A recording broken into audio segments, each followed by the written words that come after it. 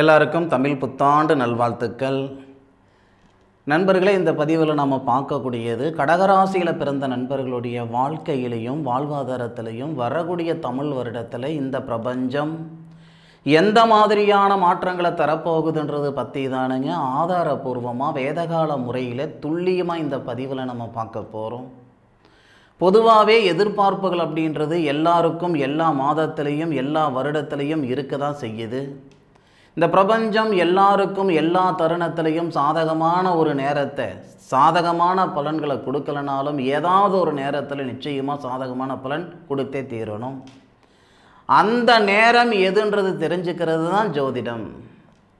பொதுவாகவே பழக்கப்பட்ட பாதைகளை பயணிக்கிறதுக்கும் பழக்கப்படாத பாதைகளை பயணிக்கிறதுக்கு வித்தியாசம் இருக்கும். ஏற்கனவே நம்ம போயிட்டு வந்த பாதை பழக்கப்பட்ட பாதை, வாழ்ந்த நாட்கள். எப்போவுமே போகாத பாதை பழக்கப்படாத பாதை, வாழ போகிற நாட்கள். அப்போது வாழ போகிற நாட்கள், நாளைக்கு என்ன நடக்கும், அடுத்த மாதம் என்ன நடக்கும், அடுத்த வருடம் என்ன நடக்கும்ன்றது தெரிஞ்சுக்கிடணும்னா நம்ம ஜாதக ரீதியாக தான் தெரிஞ்சுக்கிடணுமே தவிர வேறு எந்த வகையிலையும் தெரிஞ்சுக்கிட முடியாது. அப்போ கடகராசியில் பிறந்தவங்களுக்கு வரக்கூடிய விசுவாசு வருடம் சாதகமா அல்லது பாதகமா? அஷ்டமச்சனியுடைய தாக்கம் தீர்ந்துடுச்சு. ராசிக்கு 11வது பாவகத்தில் இருந்த குரு பகவான் 12வது பாவகத்துக்கு போகக்கூடிய சூழல். ராசிக்கு 8வது பாவகத்தில் ராகுவும் ராசிக்கு 2வது பாவகத்தில் கேதுவும் வரக்கூடிய சூழல். இந்த வருடத்தில் இருக்கக்கூடிய மற்ற கிரக அமைப்புகள் இதையெல்லாம் சார்ந்தது தான் இந்த வருடத்துடைய பலன்கள். வருடம் பிறக்கப்படக்கூடியது என்னவோ சித்திரை மாதம் 1ஆம் தேதி திங்கட்கிழமை அதிகாலை சுவாதி நட்சத்திரம் சொல்லக்கூடிய கருடன் அவதரித்த நட்சத்திரம் 2வது பாதத்தில் துலா ராசி மேச லக்னத்தில் தானங்க இந்த வருடம் பிறக்கப்படுது. அப்போது கடக ராசியாதிபதின்னு சொல்லக்கூடிய சந்திர பகவான் கடகராசிக்கு மட்டுமே அதிபதியாக இருக்கக்கூடிய சந்திர பகவான் கடகராசிக்கு 4வது பாவகத்தில் சுபஸ்தானம், அற்புதமான இடம், சுபஸ்தானத்தில் இருந்து கடகராசிக்கு 10வது பாவகன் சொல்லக்கூடிய தொழில் ஸ்தானத்தை பார்க்கக்கூடிய தருணத்தில் தானங்க இந்த வருடம் பிறக்கப்படுது. ஏற்கனவே ஒரு இடத்துல நான் வேலை செய்துக்கிட்டு இருக்கேன் அப்படின்னாலும் சரி, இல்லை ஒரு தொழில் நான் செய்துக்கிட்டு இருக்கிறேனுங்க அப்படின்னாலும் சரி, கடந்த ஒரு 2-2.5 வருட காலமாக பலவிதமான இன்னல்கள், பலவிதமான தொல்லைகள், பலவிதமான தொந்தரவுகள் அனுபவிச்சுக்கிட்டு இருந்திருப்பீங்க.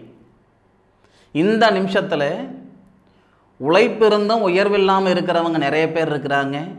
வாழ்க்கைக்கேற்ற வளர்ச்சி இல்லாமல் இருக்கிறவங்க நிறைய பேர் இருக்கிறாங்க. ஏன் படித்த படிப்புக்கு உண்டான உத்தியோகம் இல்லாமல் இருக்கிறவங்க நிறைய பேர் இருக்கிறாங்க. இந்த நிமிஷத்தில் கூட யாரோ பிழைக்கிறதுக்கு நான் கஷ்டப்பட்டுட்டு இருக்கிறேன் சார் அப்படின்ற வருத்தத்தில் இருக்கக்கூடிய நண்பர்களும் இருக்க தான் செய்கிறீங்க. அப்போ வரக்கூடிய விசுவாசு வருடம் நிச்சயமாக சாதகமான பலன் தரப்போகுது, அதில் மாற்று கருத்து இல்லை. எந்த மாதிரியான பலன்கள் எந்த மாதத்தில் அந்த சாதகமான பலன்கள் வரும்ன்றது நான் விவரமாக உங்களுக்கு சொல்கிறேனுங்க. உங்களுடைய ராசிக்கு கடக ராசிக்கு 2வது பாவகத்துக்கு அதிபதின்னு சொல்லக்கூடிய கிரகம் தானுங்க தனஸ்தான அதிபதி. வேறு யாருக்குமே இல்லாத ஒரு மிகப்பெரிய பிராப்தம் என்னன்னா சூரிய பகவான் தனஸ்தான அதிபதியாக வரக்கூடியது கடகராசியில் பிறந்தவங்களுக்கு மட்டுமே.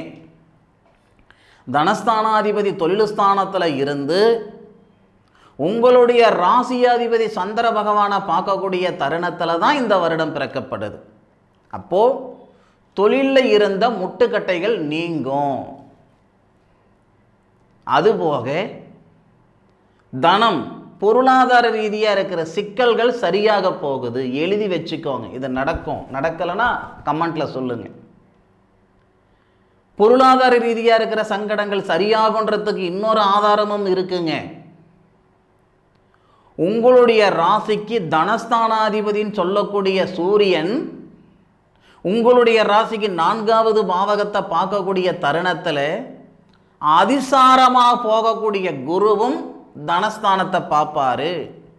பயிற்சியில் வரக்கூடிய குருவும் தனஸ்தானத்தை பார்ப்பாரு. தனஸ்தானம் சொல்ல முடியாது, அதாவது சுபஸ்தானம்னு சொல்லுவாங்க அந்த இடத்த. அப்போது தனஸ்தானாதிபதி சூரியன் சுபஸ்தானத்தை பார்க்குறாரு, தனகாரகன் சொல்லக்கூடிய குரு அதிசாரமாகவும் பிறகு பயிற்சியில் அந்த சுபஸ்தானங்களை பார்க்கறதுனால கழுத்தை பிடிக்கிற அளவுக்கு கடன் பிரச்சனை இருக்குது சார், பணப்பிரச்சனை இருக்குது சார், ஏன் காசு பணத்தை ஏமாந்து போட்டேனுங்க, நான் மேலுக்கு வருவேனா வர மாட்டேனா, இருக்கலாமா இருக்க வேணாமான்ற மனநிலையிலெல்லாம் நான் இருந்துட்டேனுங்க அப்படின்னா இந்த வருடமாகனது 100% உங்களுக்கு மாற்றங்களை தரப்போகுது. எந்த மாதிரியான மாற்றங்கள்னா, இந்த நிமிஷம் நீங்கள் வாழ்ந்த வாழ்க்கைக்கும் வாழ்ந்துக்கிட்டு இருக்கிற வாழ்க்கைக்கும் சம்மதம் இல்லாமல் இருக்கிறீங்க. இந்த வருடம் சித்திரை மாதம் பிறக்கப்படட்டும், சரியாக ஆவணி மாதம் 13ஆம் தேதி இப்போ நீங்கள் வாழ்ந்துக்கிட்டு இருக்கிற வாழ்க்கைக்கும் வாழ போகிற வாழ்க்கைக்கும் நிறைய மாற்றங்கள் வந்துடும். இந்த வாழ்க்கை வாழறதுக்காக தான் இவ்வளோ கஷ்டம் நான் பட்டனா அப்படின்னு நீங்கள் நினைக்கக்கூடிய அளவுக்கு, யோசனை பண்ணக்கூடிய அளவுக்கு கண்டிப்பாக இந்த பிரபஞ்சம் உங்களுக்கு உறுதுணையாக இருக்கும். அதில் மாற்று கருத்து இல்லை. ஒன்று சொல்லிக்கிறேனுங்க, கடகராசியில் பிறந்தவங்க புனர்பூச நட்சத்திரம் 4வது பாதத்தில் பிறந்தவங்களாக இருந்தாலும் சரி, பூசம் நட்சத்திரம் 4 பாதத்தில் பிறந்தவங்களாக இருந்தாலும் சரி, ஆயிலி நட்சத்திரம் 4 பாதத்தில் பிறந்தவங்களாக இருந்தாலும் சரி, மற்றவங்களுடைய வாழ்வாதாரத்துக்கு ஏதாவது ஒரு வகையில் உறுதுணையாக இருந்திருப்பீங்களே தவிர யாருடைய கஷ்டத்துக்கும் நீங்கள் ஆளாகியிருக்க மாட்டீங்க. போன 2.5 வருட காலமாக கொடுத்த வாக்கு காப்பாற்ற முடியாத ஒரு சூழல், செய்கிறேன்னு சொல்லி செய்ய முடியாத ஒரு சூழல், பலவிதமான சங்கடங்கள் அனுபவிச்சிருப்பீங்க. இது எல்லாமே இந்த புது வருடத்தில், தமிழ் வருடத்தில் நிச்சயமாக சரியாக போகுது. என்னுடைய சந்தர்ப்ப சூழ்நிலை கொடுத்த வாக்கை காப்பாற்ற முடியலைங்க, இப்போ நான் காப்பாற்றி விட்டேனுங்கன்னு சொல்லக்கூடிய அளவுக்கு, வாங்காத பணத்துக்கு வட்டி கட்டி இருந்திருப்பீங்க, செய்யாத தப்புக்கு தண்டனை அனுபவிச்சிருந்திருப்பீங்க. எல்லா சங்கடங்களும் நீங்கக்கூடிய தருணமாக இருக்கும் வரக்கூடிய புது வருடத்தில். தனஸ்தானாதிபதின்னு சொல்லக்கூடிய சூரிய பகவான் தனஸ்தானத்தில் வரும் பொழுது இன்னும் மாற்றங்கள் வரும். வருடம் பிறந்த உடனே ஆஹா ஓஹோனெல்லாம் உங்களுக்கு பலன் வந்துடாதுங்க. ஆவணி மாதம் சொல்கிறீங்களா, ஆனந்தமான வாழ்க்கை ஆவணி மாதத்துக்கு மேற்கொண்டு தொடர்ந்து உங்களுக்கு வளர்ச்சிகள் கொடுக்கும். அதில் மாற்று கருத்து இல்லை. 3வது பாவகத்துக்கும் 11வது பாவகத்துக்கும் அதிபதி புதன் தானே, தகிரியஸ்தானாதிபதின்னு சொல்லக்கூடியவர் புதன் தானே. அப்போ நமக்கு சித்திரை மாதம் கடைசி, வருடம் பிறந்து சித்திரை மாதம் கடைசியில் சூரிய பகவானோட சேர்ந்து புதனாதித்ய யோகமாக வராரு.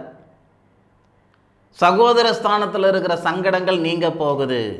ஐன சுகஸ்தானாதிபதி புதன் தானே, கணவன் மனைவிக்குள்ள இருக்கிற கருத்து வேறுபாடு நீங்க போகுது சித்திரை மாதம் கடைசியில். பொதுவாக எப்படி வேணாலும் வாழலாம் அப்படின்னு நினைக்கக்கூடியவங்க நீங்கள் இல்லை, இப்படி தான் வாழணும்னு நினைக்கக்கூடியவங்க. சொந்தம் பந்தம் அண்ணன் தம்பி அக்கா தங்கச்சி மாமன் மச்சான் 1000 பேர் இருந்தாலும் தானாக கையை ஊனி கரணம் போட்டு மேலே வந்தவங்களாம் நிறைய பேர் இந்த கடகராசியில் இருக்க தான் செய்கிறீங்க. சித்திரை மாதம் 27 தேதிக்கு மேற்கொண்டு சூரிய பகவானோட புதன் சேர்ந்து புதனாதித்ய யோகமாக இருந்து அதே சுபஸ்தானத்தை பார்க்கக்கூடியது சிறப்பு. சுபஸ்தானாதிபதினு சொல்லக்கூடிய சுக்கிர பகவானும் வந்துடுவார்.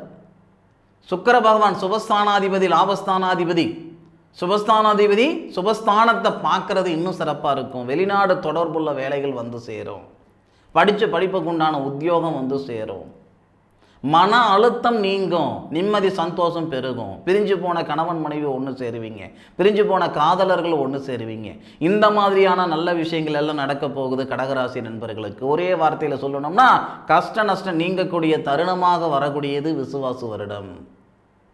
அதுபோக 4வது பாவகத்துக்கு அதிபதின்னு சொல்லக்கூடிய சுபஸ்தானாதிபதி 10வது பாவகம் தொழில் ஸ்தானத்தில் இருந்து 4வது பாவகத்தை பார்க்கக்கூடிய சூழலால் வாகன யோகம் உண்டு. வாகனத்துறையில் வேலை செய்கிற நண்பர்களுக்கு பதவி உயர்வுகள் உண்டு. நான் அரசாங்கத்தில் போக்குவரத்து துறையில் இருக்கிறேனுங்க, டெம்பரவரியாக வேலை செய்கிறேனுங்க, பர்மனெண்ட் ஆகிறதுக்கான வாய்ப்புகள் உண்டு.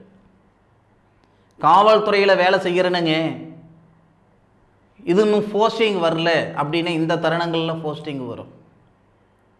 அதுபோக சமூக சேவையில் நான் இருக்கிறேனுங்க, சோசியல் சர்வீஸ் செய்துக்கிட்டு இருக்கிறேனுங்க, நல்ல பெயர்கள் வரும். உணவு சார்ந்த தொழில் நான் செய்துக்கிட்டு இருக்கிறேனுங்க, கண்டிப்பாக நிச்சயமாக சொல்கிறேன் பிரமாதமான ஒரு காலகட்டம். ஜுவல்லரி ஷாப் வச்சுருக்கிறேனுங்க, ஆபரணங்கள் உங்களுக்கான நேர காலங்களாக இருக்கும். பொதுவாகவே கடகராசியில் பிறந்த நண்பர்களுக்கு ஒரு இடத்துல நான் வேலை செய்கிறேனுங்கன்னு சொன்னாலும் சரி, இல்லை ஒரு வேலை நான் செய்துக்கிட்டு இருக்கிறேங்கன்னு சொன்னாலும் சரி, தொழில் ரீதியாக இருக்கிற சங்கடங்கள் முழுமையாக சரியாகிறதுக்கான வாய்ப்புகள் தரப்போகுது இந்த பிரபஞ்சம். ஒரு வார்த்தை உண்டு, எரியறது எடுத்தால் கொதிக்கிறது அடங்குன்ட்டு. எரியறது என்னவோ அது எடுத்தால் கொதிக்கிறது அடங்குன்ட்டு.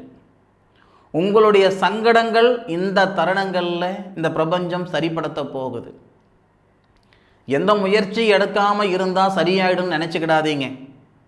இதுக்கு முன்னாடி முயற்சி எடுத்தும் உங்களுடைய வேலையில் முட்டுக்கட்டையாக ஒரு சில தடைகள் இருக்குதுன்னா, இந்த வருடத்தில் நீங்கள் முயற்சிகள் எடுக்கக்கூடிய சூழலில் உங்களுடைய வேலையில் இருக்கக்கூடிய அந்த தடைகள் நீங்கக்கூடிய அமைப்பு ஏற்படும்.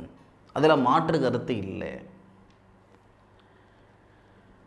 மண்மனை வாங்க முடியலையென்ற ஆதங்கம் நீங்கும். மண்மனையில் இருக்கிற சிக்கல்கள் எல்லாம் சரியாகும். இதை விட புத்திர ஸ்தானாதிபதின்னு சொல்லக்கூடிய செவ்வாய் உங்களுடைய ராசியில் வரார். இது மிகப்பெரிய ஒரு அற்புதமும் கூட, அதிசயமும் கூட. பொதுவாக கடகராசியில் பிறந்த நண்பர்களுக்கு புத்திர ஸ்தானாதிபதி செவ்வாய். அந்த புத்திர ஸ்தானாதிபதி இந்த வருட பிறப்பன்னைக்கு உங்களுடைய ராசியில் பூசம் நட்சத்திரம் சொல்லக்கூடிய தர்ஷாமூர்த்தி குரு பகவான் அவதரித்த நட்சத்திரம்னு சொல்லுவாங்க. பூசம் நட்சத்திரம் முதல் பாதத்தில் 94 டிகிரியில் உங்களுடைய ராசியில் இருக்கிறார் புத்திரஸ்தானாதிபதி. புத்திர காரகன் சொல்லக்கூடிய குரு சந்திர பகவானுடைய சாரத்தில், செவ்வாவுடைய சாரம் தான், செவ்வாவுடைய சாரம் மிருகசீரிச நட்சத்திரம் முதல் பாதத்தில் 53 டிகிரியில். எதுக்காக இதை நான் சொல்கிறேன்னா, புத்திர காரகன் சொல்லக்கூடிய குரு பகவான் புத்திர ஸ்தானாதிபதின்னு சொல்லக்கூடிய செவ்வாவுடைய நட்சத்திரம் வாங்கி உங்களுடைய ராசிக்கு 5வது பாவகன் சொல்லக்கூடிய புத்திர ஸ்தானத்தை பார்க்குறார். அதனால் அந்த குழந்தை பாக்கியத்தில் இருக்கிற தடைகள் எல்லாம் நீங்கும். கடகராசியில் நீங்கள் தாய் அல்லது தந்தையாக இருக்கிறீங்க, உங்கள் பிள்ளைகளுக்கு திருமணம் பண்ண முடியலையே என்ற ஆதங்கம் உங்களுக்கு இருக்குதுன்னா, இந்த தருணங்களில் உங்கள் பிள்ளைகளுக்கு நீங்கள் பாத பூஜை கொடுக்குற மாதிரி சூழ்நிலைகள் ஏற்படும். பாத பூஜைனா நம்ம எதுக்கு பாத பூஜை? நம்ம பெற்றவங்க நமக்கு கொடுப்பாங்க, நமக்கு திருமணம் அப்படின்னா. அப்போது கடகராசியில் பிறந்த ஆணாக இருந்தாலும் சரி, பெண்ணாக இருந்தாலும் சரி, நீங்கள் உங்கள் பிள்ளைகளுக்கு நல்லது நடக்கக்கூடிய ஒரு சூழல் இந்த தருணங்களில், அதில் மாற்று கருத்து இல்லை. 6வது பாவகத்துக்கு அதிபதி 12வது பாவகத்தில் வர்றது சிறப்பு. பொதுவாகவே ஜோதிடத்தில் 6, 8, 12 இந்த கிரகங்கள் 6, 8, 12 அந்த இடத்துக்கு அதிபதிகள் மீண்டும் மறைவு ஸ்தானத்தில் வர்றது ஒரு நல்ல விஷயம். கடகராசிக்கு 6க்குடைய கிரகம் யாருன்னா குரு. 12வது பாவகத்தில் மே 14ஆம் தேதி வராரு. இது ஒரு வகையில் நல்லது. உடல் உபாதைகள் சரியாகும், மன அழுத்தம் நீங்கும், உடல் ஆரோக்கியம் பெருகும். அதே மாதிரி கணவன் மனைவிக்குள்ள இருக்கிற கருத்து வேறுபாடுகள் நீங்கும். இந்த மாதிரியான நல்ல விஷயங்கள் நடக்க போகுது. 7வது பாவகத்துக்கு அதிபதி 9வது பாவகத்தில் இருக்கிறது நல்லதா? 7, 8 கிரகம் சனி.